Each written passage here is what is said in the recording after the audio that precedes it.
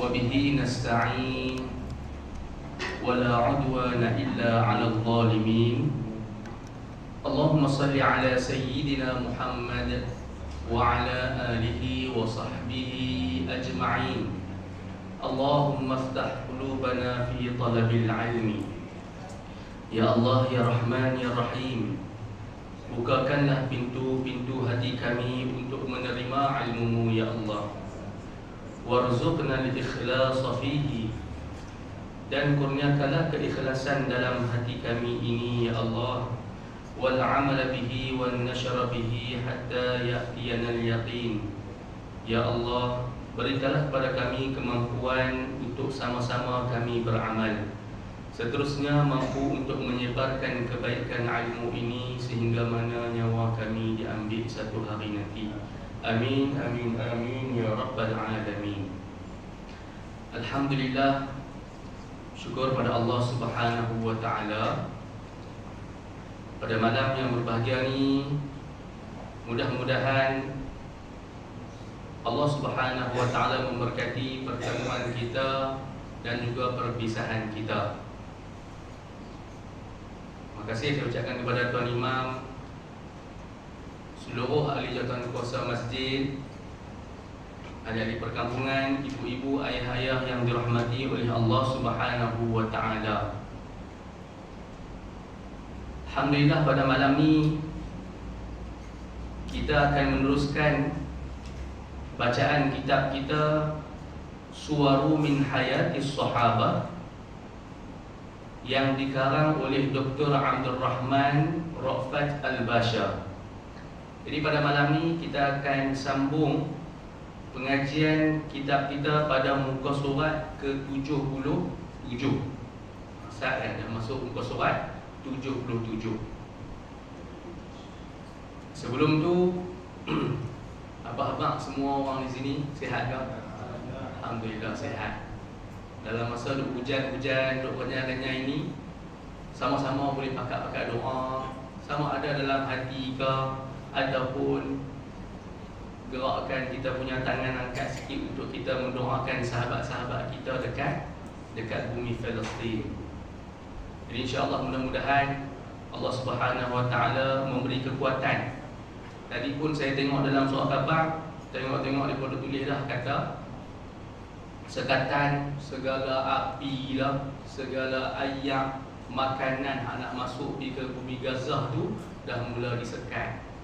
Jadi kita cuba bayang baru ni pun waktu mana Covid, hak tu tak ada makanan kita pun kita rasa macam susah dah. Hak ni macam mana yang telah dibuat, yang telah dilakukan oleh musuh-musuh Allah Subhanahu wa Ta'ala terhadap sahabat-sahabat seaqidah dengan kita.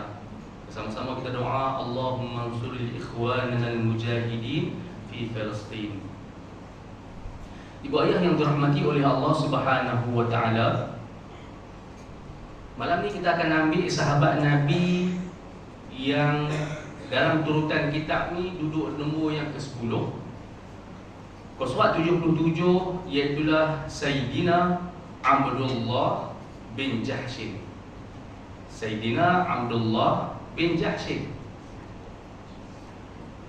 Nama Abdullah, antara banyak daripada nama-nama sahabat, banyak yang nama Abdullah. Antara yang kita kenal siapa dia? Abdullah bin Jahshin yang malam ni kita nak belajar lagi. Abdullah bin Mas'ud, Abdullah bin Abbas, kemudian Abdullah bin Umar, Abdullah bin Ummi Maktum. Banyaklah nama-nama yang bermula dengan Abdullah. Jadi kalau kata Abdullah bin Jahshin, kalau kita tak baca lagi buku ni, agak-agak kita kenal tak siapa watak yang kita nak baca pada malam ni. Orang daripada kita Abdullah lah. Malam ni kita sama-sama kita tengok kisah daripada sahabat Nabi yang digelarkan di dalam kitab ni, yang ada dalam kitab ni, yang disebut juga awwalu man du'aya bi amiril mu'minin. Satu orang yang disebut orang yang paling awal digelar sebagai Amir Al-Mu'minin, iaitulah pemimpin orang-orang yang beriman. Yang kita tahu Amir Mukminin kepada siapa? Sayyidina Umar. Tapi sebenarnya orang yang pertama lagi awal berbanding daripada Sayyidina Umar, iaitulah Abdullah bin Jahshin. Maknanya hebat, yang mana dia mendapat gelaran daripada Nabi SAW. Dan disebutkan juga Abdullah bin Jahshin ni wa wahidun min ashabil awwaliyat fil Islam. Satu orang pemuda yang terawal masuk Islam. Maknanya waktu mana Nabi SAW susah payah 13 tahun dekat bumi Mekah, dalam masa tempoh 13 tahun tu, antara orang yang terawal dialah Abdullah bin Jahshin. Maknanya orang yang awal ni banyak mereka punya pengorbanan yang telah ditunjukkan. Banyak yang mereka telah kena dizalimi, ditindas, dianiaya, yang nampak dengan mata kasar mereka, penghinaan demi penghinaan kepada Nabi SAW tak pernah putih-putih. Mereka ni yang saksi. Selain daripada dia yang awal masuk Islam, dan dia juga merupakan kerabat Nabi SAW. Dia siapa dia? Dia adalah sepupu Nabi. Abdullah bin Jahshin ni sepupu Nabi. Dan selain pada itu juga, kalau kita tahu lah, kalau kita sepupu-sepupu ni mesti kena mak melakan yang kena dengan Nabi SAW. Dalam ini disebutkan ibunya yang bernama Umaymah binti Abdul Muttalib merupakan mak menakan Nabi SAW, mak saudara Nabi. Nak kata rapatnya, selain daripada mak menakan, bahkan dia dan juga Nabi SAW ni dah rapat dah. Tapi lagi rapat sebab apa? Nabi kahwin pula dengan adik dia. Nabi ni jadi macam adik ipar lah. Dia sebagai abai ipar, Abdullah ni sebagai abai ipar Nabi. Nabi kahwin dengan adik dia yang bernama Sayyidatina Zainab binti Jahshin. Sayyidatina Zainab binti Jahshin. Isteri Nabi agak-agak ada berapa? Ada orang. Kadang orang tak 11 ke, 12 ke, 13 ke. Tapi kalau kata dalam kitab-kitab disebutkan yang Nabi kahwin 11 orang, dan ada lagi hamba 2 orang tu, yang tu tak dikira lah, walaupun boleh digauli oleh Nabi SAW. Tapi yang betul-betul Nabi mengahwini ni adalah 11 orang isteri Nabi SAW. Kemudian Zainab ni sebenarnya selain daripada dia ni isteri Nabi, sebelum daripada Sayyidatina Zainab kahwin dengan Nabi, dia dah kahwin dah dengan anak angkat Nabi yang bernama Zaid bin Harithah. Jadi kan dulu orang kata Zaid bin Muhammad. Zaid ni ibarat macam anak Nabi Muhammad. Kemudian selepas mana yang diceraikan oleh Zaid, kemudian Nabi SAW mengahwini Zainab binti Jahshin. Maknanya hari ini dia rapat sungguh dengan keluarga Abdullah bin Jahshin, sepupu. Kemudian dia disebutkan juga uqida lahu liwa'un fil Islam. Beliau adalah merupakan panglima yang pertama diamanahkan oleh Nabi SAW memegang panji-panji Islam. Dahlah dia orang awal masuk Islam, kemudian pula Nabi amanahkan dia juga untuk memegang panji-panji Islam. Ada hak yang strategi yang mana Nabi SAW arahkan dia untuk keluar memantau keadaan ketika mana Nabi SAW dah mula tinggal bumi Mekah. Selain daripada itu juga, beliau juga orang yang pertama digelar sebagai Amirul Mukminin, dan dia adalah Abdullah bin Jahshin Al-Asadi. Kalau kita sebut Asad ni, maknanya harimau lah, singa. Abdullah bin Jahshin ni juga yang kata dia ni masuk Islam. Dia masuk Islam ketika mana sebelum adanya rumah Dar Al-Arqam bin Abi Arqam. Maknanya sebelum ada madrasah tu, yang Nabi buat tempat mengaji, tempat sepak dakwah Nabi SAW dekat situ, sebelum mana Nabi melancarkan, Nabi buat di situ, Sayyidina Abdullah bin Jahshin dah masuk Islam awal lagi. Kita tahu tak dekat mana yang rumah Dar Al-Arqam bin Abi Arqam. Hari ni kalau siapa-siapa yang pergi Mekah hari ni, mungkin kita mutawif ada pernah cerita, waktu mana kita nak pergi buat sa'i, kita naik, habis daripada tawaf tu kita naik dekat sofa. Daripada sofa tu, waktu mana yang kita nak mula turun, nak mula pergi ke sana, dekat belah kanan tu. Dekat belah kanan tu, dekat atas yang kaki bukit, dekat belah kanan tu, itu adalah tempat rumah pusat tarbiyah ataupun madrasah awal daripada Nabi SAW kat situ. Dan dia juga orang yang awal, ni banyak ni, kiranya orang yang mencipta revolusi Islam, orang yang berani sangat-sangat kalau kata orang awal ni. Orang yang awal juga yang disebutkan orang yang kedua berhijrah selepas mana Abu Salamah. Orang ketika mana Nabi SAW dah keluarkan arahan boleh pindah ke bumi Madinah Al-Munawwarah, dan dia orang yang kedua. Orang yang kedua untuk pergi ke sana selepas daripada Abu Salamah. Abu Salamah ni siapa dia? Saudara susu Nabi SAW. Dua-dua ni yang mak susu mereka yang bernama Thuwaibatul Aslamiyah. Kemudian dia juga ketika mana Nabi arahkan waktu mana duduk di Madinah, waktu mana duduk di Mekah pada tahun yang kelima hijrah, Nabi arahkan sahabat-sahabat penindasan demi penindasan, tak henti-henti ke atas Nabi dan juga sahabat. Nabi arahkan pada tahun yang kelima untuk sahabat-sahabat yang mana boleh pergi ikut Sayyidina Uthman pergi ke Habsyah. Dan dia juga antara sahabat yang keluar bersama dengan isteri untuk pergi ke Habsyah. Ketika mana Nabi SAW bagi kebenaran kepada sahabat-sahabat untuk pergi ke bumi Madinah. Ini saudara nak pergi ke bumi Madinah, dia dan juga keluarga dia antara orang yang kedua keluar. Bahkan bukan setakat orang yang kedua, orang yang mana mengajak seluruh kampung dia untuk pergi keluar berhijrah. Maknanya hari ini dakwah yang mana yang Nabi SAW sampai kepada keluarga Jahshin ni diterima.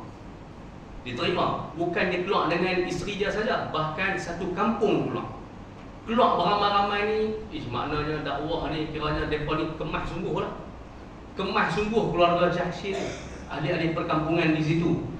Dan ketika mana mereka keluar, keadaan kampung mereka tu ibarat macam mana disebutkan dalam ni, dilanggar Garuda. Maknanya hari ni macam mana ada orang serang sampai tak ada siapa dah ni. Cuba kita bayang hari ni sahabat-sahabat kita yang duduk di Palestin, tempat mana yang diserang jadi macam sunyi sepi. Tempat mana yang rumah mana yang diserang dengan tak ada api, orang pakat keluar habis, kita bayang macam itulah, sunyi sepi. Macam itulah juga yang pernah berlaku pada keluarga Abdullah bin Jahshin dan juga orang kampung dia. Dah lah pakat-pakat keluar, sunyi habis. Kalau kita nak musafir ni ibu dan ayah, kalau kita nak keluar pergi, kita nak boleh bawa barang kita banyak mana. Dengan kita nak bawa anak-anak lagi, dengan kita nak bawa orang kampung kita lagi ni, barang tu bukan boleh bawa banyak mana pun, terpaksa tinggal. Harapan dalam hati tu, mungkin satu hari nanti kita akan balik pula dekat kampung kita. Kuncilah apa semua ni, satu hari nanti dengan besar harapan mereka akan balik pula ke kampung mereka. Kemudian pada esok hari itu, selepas mana pakat keluar berhijrah, esok hari itu musuh Allah Subhanahu Wa Taala yang bernama Abu Jahal dan juga Utbah bin Rabi'ah. Abu Jahal dan juga Utbah bin Rabi'ah ni antara pembesar-pembesar kaum kafir Quraisy ketika tu. Mereka dapat tahu kata keluarga Abdullah bin Jahshin ni antara orang yang awal dah mula pi masuk berjaya lepas pi dekat bumi Madinah, keluar daripada bumi Mekah. Kemudian ketika mana ketika mana Abu Jahal dan juga Utbah ni depa pergi ronda, keluar daripada mulut Utbah bin Rabi'ah. Utbah beritahu apa dia? Asbahat diyaru bani Jahshin khalla'an tabki ahlaha. Dia kata kampung Bani Jahshin hari ini dah jadi sunyi sepi. Dah jadi sunyi sepi disebabkan apa? Menangisi pemergian penghuni-penghuni dia. Kemudian Abu Jahal dia punya something, dia kata apa? Dia kata waman haula hatta tabqihimud diyar. Siapa depa ni? Nah, siapa depa? Sehingga mana nak ditangisi pemergian penghuni-penghuni. Maknanya depa pindah pun tak ada terjejah pun dekat ekonomi dan juga kekuatan orang-orang Mekah. Maknanya hampa pi lah. Tak ada siapa nak teriak lah. Macam tu lah. Kemudian selepas daripada tu, Abu Jahal dia pergi pegang, dia pergi dekat rumah yang paling besar. Rumah yang paling besar dekat kampung Jahshin ni rumah siapa? Disebutkan adalah rumah Abdullah bin Jahshin. Rumah Abdullah bin Jahshin ni banglo cara mereka lah. Macam mana kita kata yang banglo-banglo yang ada dekat sini ni ibarat macam tu lah. Rumah yang besar. Dan juga waktu mana Abdullah bin Jahshin dia pegang, dia berjaya masuk dalam rumah Abu Jahal berjaya masuk dalam rumah Abdullah bin Jahshin ni, dan dia buat rumah Abdullah bin Jahshin macam mana rumah dia. Nah, maknanya apa yang ada dalam rumah tu semua dia ambil dekat dia. Rumah orang kaya. Jadi kita cuba bayanglah ibu dan ayah, rumah kita yang kita buat ni habis ratus-ratus ribu ni dengan barang-barang yang tu ada, kita pergi tinggal, harapan kita satu hari nanti ni kita nak balik dekat rumah kita. Tengok orang dah pidia habis dah. Tengok orang dah curi habis dah. Mereka buat macam mana rumah mereka. Apa perasaan kita? Nah, kenderaan kita tiba-tiba ada orang ambil. Segala kenangan yang mana yang kita ada di rumah tu semua orang ambil. Perasaan kita waktu itu macam mana? Sedih tak? Sedih. Dendam tak? Dendam. Hak tu fitrah manusia. Dalam masa yang sama, dia berjumpa dengan Nabi SAW. Ketika mana benda tu sampai kepada Abdullah bin Jahshin yang ada dah di bumi Madinah, dia pergi berjumpa dengan Nabi SAW. Maknanya sepupu berjumpa dengan sepupu ni faham isi hati yang mana yang keluar pada hati Abdullah bin Jahshin. Nabi bagi tahu, Nabi menenangkan. Ni maknanya Nabi SAW satu orang sahabat, satu orang adik ipar yang mana yang boleh menenangkan abang ipar dia yang sedang dalam keadaan sedih, dalam keadaan berdendam, dalam keadaan marah sungguh-sungguh kepada perbuatan kafir Quraisy, khususnya kepada Abu Jahal. Apa yang Nabi sebut? Nabi tenangkan dia. Nabi kata, "Ala tarda ya Abdullah, adakah kamu tidak reda wahai Abdullah, an yu'tiyakallahu biha daran fil jannah? Adakah kamu tidak reda wahai Abdullah, satu hari nanti Allah Ta'ala akan menggantikan, satu hari nanti Allah Ta'ala akan bagi kepada kamu satu rumah di dalam syurga Allah Subhanahu wa Ta'ala." Kemudian selepas mana Abdullah bin Jahshin dengar daripada apa yang Nabi sebutkan, ganjaran yang Nabi sebutkan, dia redha. Bahkan dia sebut apa? Bala ya Rasulullah, ya wahai Rasulullah. Kemudian Nabi kata, falidzalika laka, oleh yang demikian kamu akan dapat rumah ganti yang lebih baik dekat dalam syurga. Selepas daripada itulah Abdullah bin Jahshin tenang dengan apa yang telah diperlakukan dengan harta benda yang dia tinggalkan dekat kota Mekah. Kemudian satu ketika, selepas mana yang Nabi SAW dah tenangkan dia, Nabi ada misi. Ni, kiranya pada tahun yang pertama tu Nabi ada misi.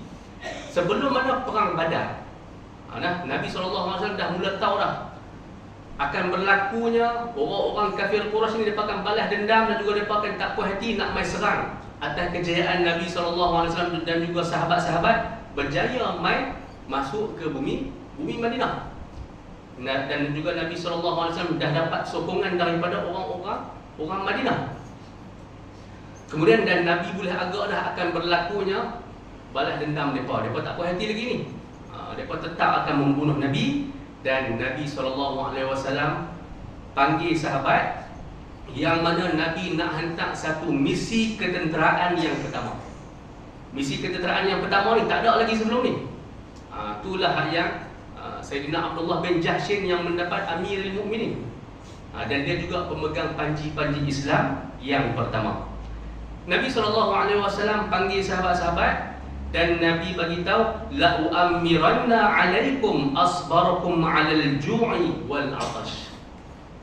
Aku akan pilih di kalangan kamu. Aku akan pilih di kalangan kamu wahai sahabat, asbarakum 'alal ju', orang-orang yang mana yang boleh sabar dengan kelaparan dan juga kehausan. Lapar dan juga dahaga ni dia boleh tahan sungguh-sungguh. Dan Nabi SAW memilih, saya akan melantik 8 orang. Dan daripada 8 orang ni, antara ujian getir lah. Ujian getir ni sebab orang duduk tengah marah. Mereka tak berjaya tangkap Nabi. Mereka tawarkan beratus-ratus ekor unta siapa yang berjaya bunuh Nabi Muhammad SAW, tapi tak berjaya. Duduk tengah marah, tiba-tiba nak hantar pula misi pergi ke sana, nak pergi tengok. Kemudian Nabi pilih antaranya, iaitulah yang menjadi pemimpin pada ketika itu, Abdullah bin Jahshin. Selain pada itu lagi siapa dia? Abu Hudzaifah, Uqashah, Utsbah bin Ghazwan, Suhail, Amir, Waqid. Ini antara 8 orang sahabat Nabi yang diamanahkan untuk pergi keluar mengikut arahan Nabi SAW. Peringkat awal, mereka pun tak tahu apa misi Nabi. Mereka pun tak tahu apa misi Nabi. Cuma Nabi bagi tahu keluar daripada bumi Madinah, keluar menghadapi ke bumi Mekah. Tapi dalam tempoh 2 hari dalam perjalanan, Nabi ada bagi dah satu surat.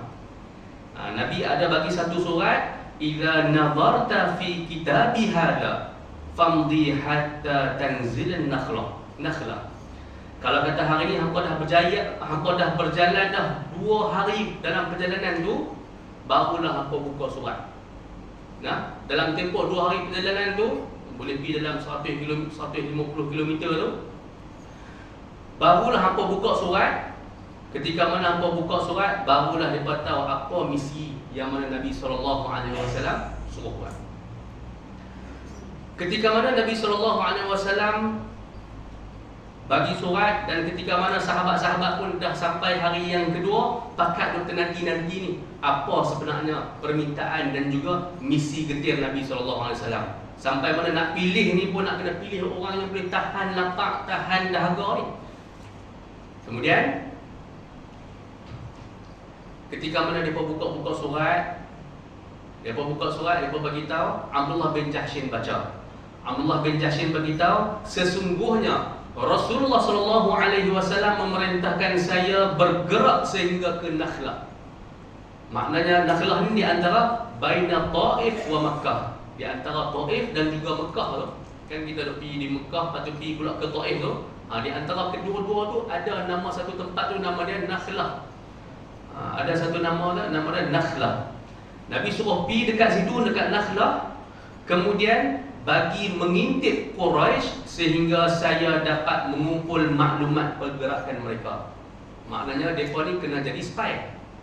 Mereka kena mengintip pergerakan ahli-ahli Mekah. Kokoklah ada orang-orang yang mana orang Arab sekitar tu dah mula bagi sokongan kepada orang-orang Mekah ke, nak main hantar serang ke, apa ke.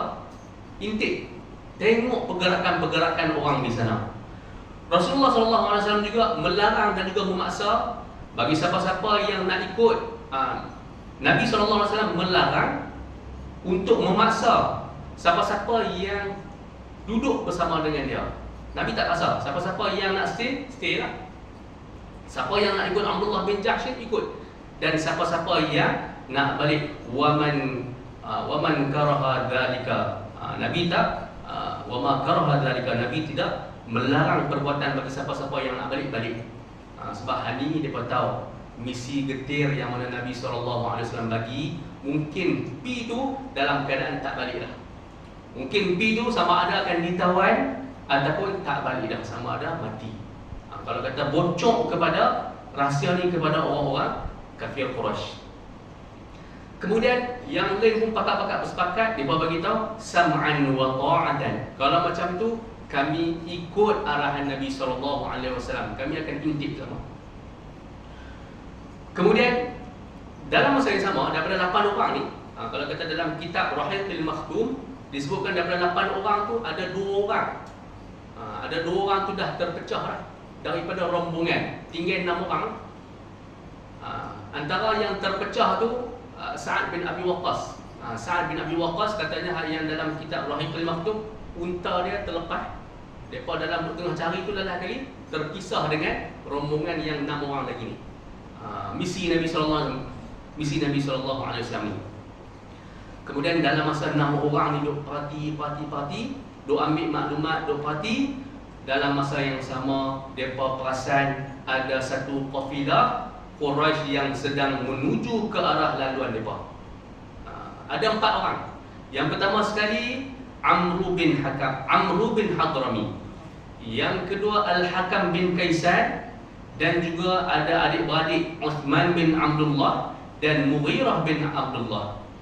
Jadi kafilah kecil ni mereka bawa barangan-barangan berupa kulit pun ada, kismih pun ada, dan barangan-barangan yang mereka bawa nak masuk dekat bumi Mekah. Kemudian hak lain pun pakat-pakat berbincang. Hak 6 orang ni pakat berbincang, macam mana kita nak buat ni?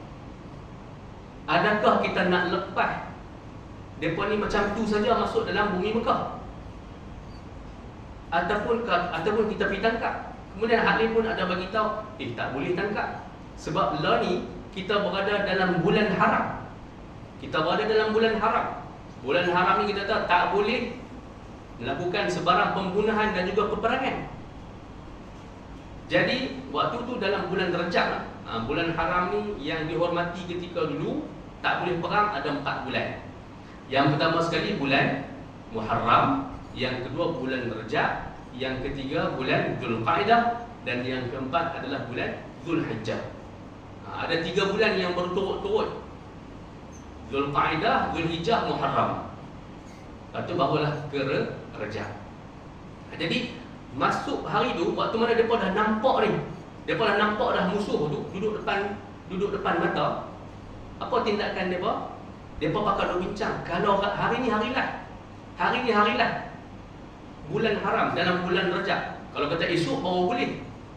Kalau kata kita nak perang ke, kita nak tangkap ke, kita nak ambil rampas ke, esok baru boleh. Hari ni tak boleh. Kita bayang macam 29 Rajab lah. 29 Rajab tak boleh lagi perang, tak boleh lagi tangkap. Tiba-tiba mereka pun pakat berbincang, dan dalam perbincangan mereka tu, mereka kata tak boleh lepas bawa-bawa ni. Kena tangkap mereka juga. Bawa balik kepada Nabi SAW. Sebab mereka dah ambil harta kita banyak dah. Tambah-tambah pula Abdullah bin Jahsy ni dia pun tahu harta-harta dia yang diambil oleh kafir Quraisy. Kemudian ketika tu mereka ijtihad. Ni sahabat-sahabat ni berijtihad, 6 orang ni pakat ijtihad. Kalau macam tu kita tangkap mereka dan kita bawa balik. Tapi dalam masa yang sama mereka buat keputusan dan mereka pi tangkap. Dalam masa tangkap ni bukan orang nak bagi bebas macam tu ya. Dia akan ada lah yang perlawanan dan juga pakat nak tahan diri. Dalam masa yang sama, ketika mana nak tangkap tu, telah terbunuh Amr bin Hadrami.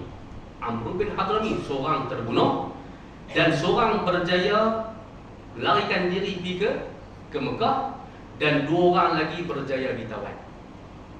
Maknanya ada seorang juga terlepas masuk ke bumi Mekah. Jadi ketika mana mereka ni pun dah dapat dah bawa balik harta ghanimah, dah dapat dah. Kemudian seorang mati, 2 orang ditawan, dan harta-harta ghanimah tu, harta-harta rampasan tu semua dibawa pergi ke bumi Madinah Al-Munawwarah. Jadi ketika mana Nabi SAW, ketika mana sahabat Abdullah bin Jahshin bawa balik harta rampasan perang, dan juga bawa balik pula 2 orang tawanan daripada orang-orang Mekah. Selepas mana Nabi nampak, Nabi berasa muka Nabi merah. Muka Nabi merah. Sahabat-sahabat boleh tahu lah apa reaksi Nabi kalau kata muka Nabi merah. Kemudian Nabi keluarkan ayat, wallahi ma amartukum biqital, demi Allah aku tak arahkan hampa untuk pi bunuh. Wa innama amartukum, dan sesungguhnya aku mengarahkan kamu an taqifu ala akhbari Quraisy, untuk hampa pi duduk sana, pi perhati tentang berita-berita Quraisy yang tu saja. Kemudian selepas daripada itu juga, saya hanya dari untuk kumpulkan maklumat dan mengintip pergerakan-pergerakan orang-orang Quraisy. Nabi tak suruh sampai dibunuh ni, Nabi tak suruh sampai tawan, Nabi tak suruh juga sampai mana bawa balik harta-harta orang sana ni, bawa balik ke bumi Madinah. Sebab bulan tu bulan yang dihormati, bulan tu bulan yang haram, tak boleh perang. Hak ni akan jadi benda besar, hujah besar kepada orang-orang kafir Quraisy yang akan kata Muhammad dan juga sahabat-sahabat dia dah melanggar perjanjian yang mana tak boleh perang dalam bulan haram ni. Lagi besar lah, lagi hujah kuat untuk mereka mai serang Nabi. Ketika tu Islam baru mula nak kukuh, Islam baru nak mula kuat, tiba-tiba jadi macam ni. Jadi ketika mana apa perasaan? Apa perasaan 6 orang sahabat yang membuat keputusan membelakangi keputusan Nabi SAW.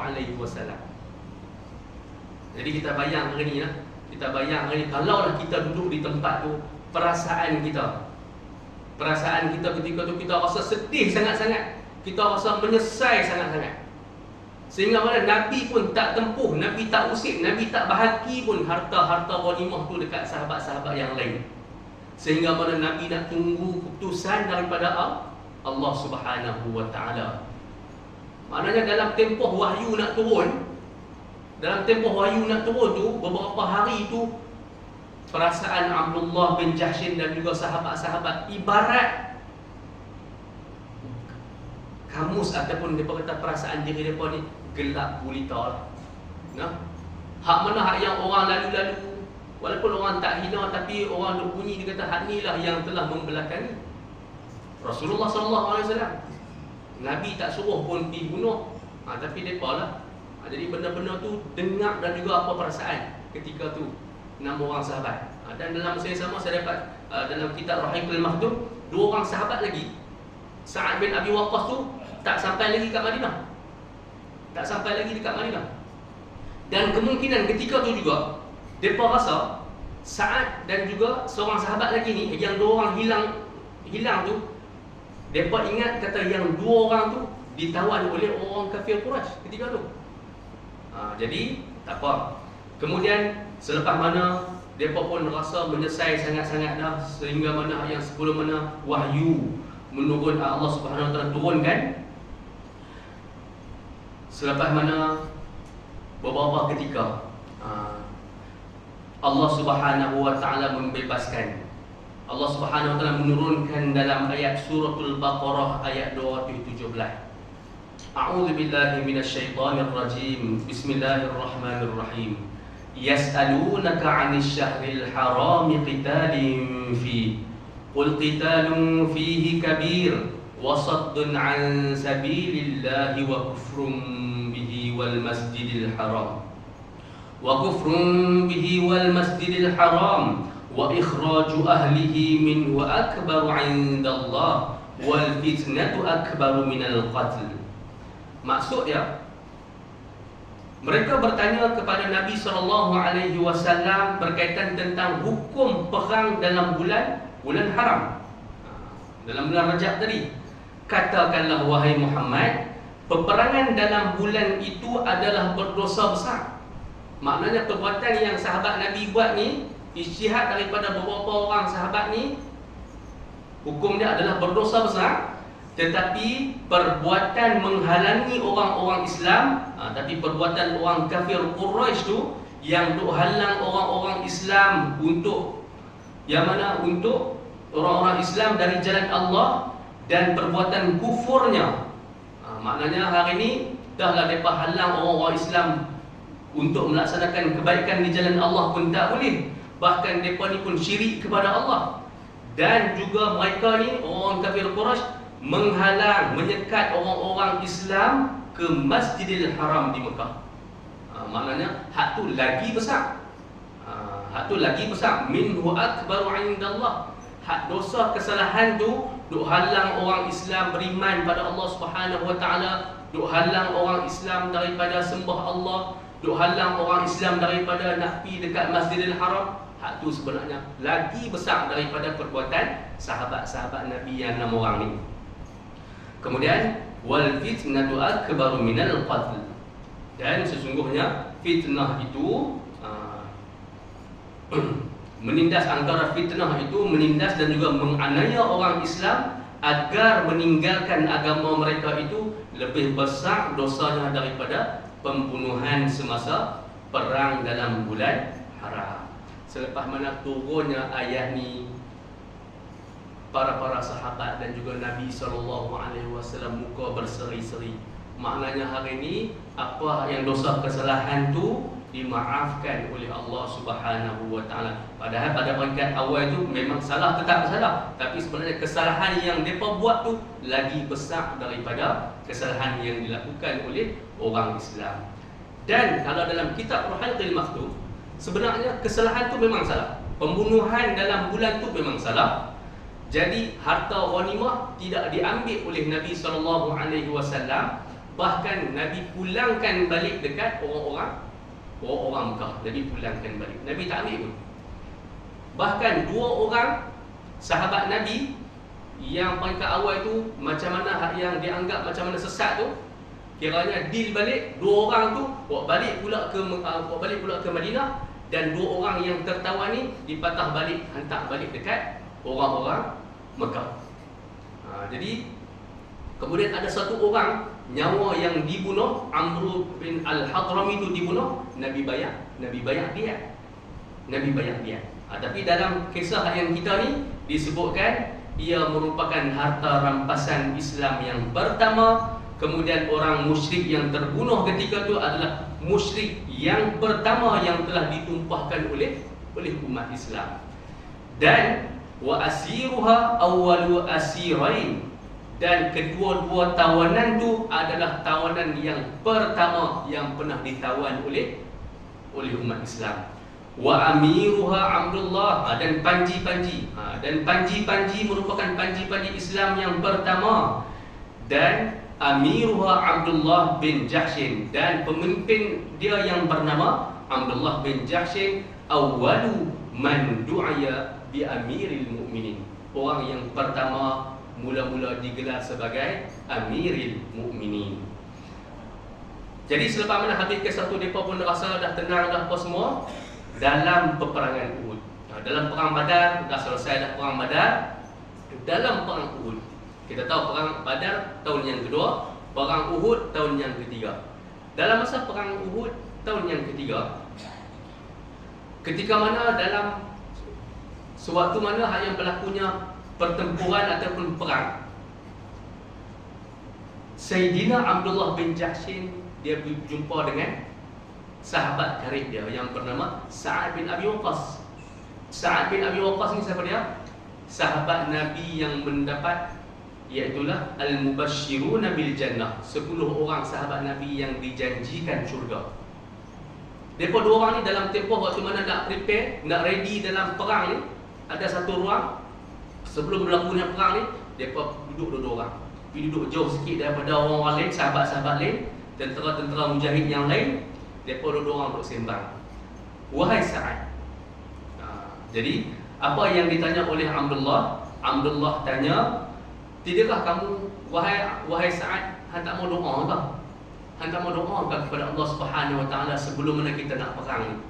Dia berkata nak. Jadi hang tolong doa, aku nak amin. Aku nak amin. Kemudian apa doa dia? Dia kata, wahai Tuhanku, ya Allah, apabila aku bertemu dengan musuh, temukanlah saya dengan musuh yang perkasa lagi bengis. Maknanya hanya musuh tu yang kuat lah, bukan yang besar-besar. Musuh yang kuat, yang samsing sungguh-sungguh ni, kami saling berperang di antara satu sama lain. Dan ya Allah, kurniakanlah kepada saya kemenangan. Maknanya saya boleh bunuh orang yang perkasa di kalangan orang Quraisy. Kemudian aku berjaya membunuh dia dan aku berjaya merampas harta-harta yang ada pada dia. Kemudian selepas mana Abdullah bin Jahshin dengar doa sahabat dia yang bernama Sa'ad bin Abi Waqqas, dia pun mengaminkan. Amin. Kemudian sampailah ketika Sa'ad bin Abi Waqqas pula nak dengar apa doa daripada sahabat dia yang bernama Abdullah bin Jahshin. Kemudian Abdullah bin Jahshin pun angkat tangan baca doa, wahai Tuhan. Skrip yang awal tu nampak lebih kurang sama. Skrip yang awal tu, wahai Tuhanku, temukanlah saya dengan musuh yang perkasa lagi bengis. Sama macam mana sahabat dia. Saya memerangi, ini beza sikit. Saya memeranginya demimu dan dia juga memerangi saya. Kemudian dia berjaya menewaskan saya dan dia berjaya menewaskan saya. Ini beza. Ini beza lah. Maknanya musuh tu, musuh yang bengis tu, musuh yang kuat tu berjaya bunuh saya. Beza dah dengan doa Sa'ad bin Abi Waqqas. Dan dia juga berjaya memotong hidung dan juga telinga saya. Ni permintaan dia lain. Kemudian ketika mana apabila saya akan bertemu denganmu ya Allah satu hari nanti, engkau pasti akan bertanya kepada aku, sebab apa yang hidung dan juga telinga tak ada ni? Kemudian aku akan menjawab, kerana-Mu ya Allah dan kerana Rasul-Mu ya Allah. Maknanya keluar berjihad pada jalan Allah. Lalu engkau akan menjawab, benar apa yang telah ditunjukkan, telah dikorbankan oleh Abdullah bin Jahshin. Ketika mana Sa'ad bin Abi Waqqas bagi tahu selepas mana dah habis dah peperangan Uhud, dan dia sungguh menyaksikan, wajah dan juga tubuh badan Abdullah bin Jahshin ni yang mana yang telah ditusuk, telah terbunuh, dan juga badannya digelar-gelar. Dan ketika mana melihat hidung dan juga telinga, sama macam mana doa yang dia minta. Maknanya hari ini permintaan dia untuk syahid, permintaan dia untuk diambil telinga dan juga hidung dia diperkenankan, dimakbulkan oleh Allah Subhanahu wa ta'ala. Bahkan hidung dan juga telinga dia la mu'alliqani ala syajaratin bi khaytin, tergantung dekat tali yang diikat dekat pokok. Maknanya hari ni depa hina sungguh-sungguh sahabat Nabi ni.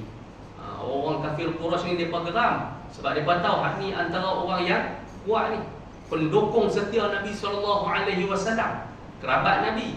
Depa geram sungguh-sungguh sampai mana doa dia bertepatan dengan apa yang terjadi waktu mana dalam dia digelar sebagai syahid. Kemudian daripada itulah yang Allah Ta'ala memakbulkan doa Abdullah bin Jahshin, Sayyidina Abdullah bin Jahshin radhiyallahu anhu. Bahkan Allah Subhanahu wa Ta'ala menakdirkan juga untuk ketika tu Nabi SAW melihat pak saudara Nabi yang bernama Hamzah bin Abdul Muttalib pun gugur syahid, dan Nabi buat keputusan untuk dua-dua jenazah tu ditanamkan sekali. Dalam ni juga Rasulullah SAW mengkebumikan mereka berdua dalam satu liang lahat. Air mata Nabi SAW ketika tu turun menitis sampai mana membasahi kubur mereka yang berlumuran dengan membasahi kubur mereka yang berlumuran dengan wangian syahadah. Jadi hak ni antara sikit sebanyak daripada kisah yang kita belajar, kisah Sayyidina Abdullah bin Jahshin yang berjuang dan juga membela Nabi SAW daripada awal-awal Islam. Jadi apa pengajaran yang kita nak ambil pada malam ni? Yang pertama sekali, kalaulah Islam tu sampai kepada adik-beradik awal, memudahkan misi Nabi SAW meneruskan dakwah. Nah, Islam sampai kepada adik-beradik, Islam sampai kepada kaum kerabat, lebih mudah dakwah Nabi. Cuba kita tengok bukti dia ketika mana tahun yang ke-13, pakat-pakat satu kampung daripada keluarga Jahsyin pergi ke bumi Madinah Al-Munawwarah. Yang kedua, Nabi SAW mengahwini sepupu. Hari ni kalau kata siapa-siapa yang menikah sepupu tu benda biasa. Hari ni kadang-kadang dia berkata, boleh tak menikah sepupu? Boleh, tapi dia berkata, kalau boleh cari orang lain lah. Tapi sebenarnya tak ada masalah pun dalam Islam. Kemudian yang ketiga, Panglima Abdullah bin Jahsyin adalah Panglima Islam yang pertama. Panglima Islam yang pertama dalam Islam. Yang pertama sekali, kalau kita tengok orang yang awal ni, bukan satu benda yang mudah. Kalau kata satu-satu tugas yang diberi kepada orang yang mula-mula sekali, satu benda yang susah. Tapi hak ni lah yang pernah digalas oleh Sayyidina Abdullah bin Jahsyin. Dia awal masuk Islam, dia juga awal pergi ke Taif, pergi ke Habsyah, dia juga awal pergi ke Madinah Al-Munawwarah, dia juga yang awal pergi ikut misi Nabi, ketenteraan Nabi. Selain daripada itu juga sifat berani dia lah. Ini sifat berani dia yang dia tunjuk, tak takut, bahkan dia sam'an wa ta'atan, perintah Allah dan juga perintah Nabi. Kemudian apa yang kita nak ambil lagi, kadang-kadang ijtihad para sahabat tersasar. Nah, ijtihad para sahabat pun ada juga tersasar. Tapi ketika tu Nabi memperbetulkan balik keadaan. Jadi kita belajarlah daripada yang awal tahun hijrah tu ada dah kesalahan. Jadi sahabat-sahabat Nabi yang lain dalam tempoh 10 tahun lagi tu, 9 tahun lagi Nabi duduk di Madinah tu, sahabat-sahabat lain takkan lakukan kesalahan yang kedua. Tak buatlah kesalahan tu. Jadi hak ni yang kita ambil, ijtihad Nabi, ijtihad para sahabat tersasar, tapi diperbetulkan balik oleh Allah dan juga Nabi SAW. Jadi insya-Allah mungkin hak tu sahaja kisah kita pada malam ni. Jadi insya-Allah pada bulan depan kita nak ambil pula sahabat Nabi yang bernama Sayyidina Abu Ubaidah Al-Jarrah. Abu Ubaidah Al-Jarrah pun sama macam mana sahabat Nabi yang bernama Sa'ad bin Abi Waqqas. Siapa dia depan ni? Antara Al-Asharah Al-Mubashshiruna bil Jannah, 10 orang sahabat yang dijanjikan oleh Allah Subhanahu wa taala akan syurga. Jadi insya-Allah sekadar itu sahaja pengajian kita pada malam ni. Yang baik itu daripada Allah Subhanahu wa taala, yang kurang dan juga kelemahan itu daripada diri saya sendiri. Aqulu qawli hadza wa astaghfirullah li wa lakum. Assalamualaikum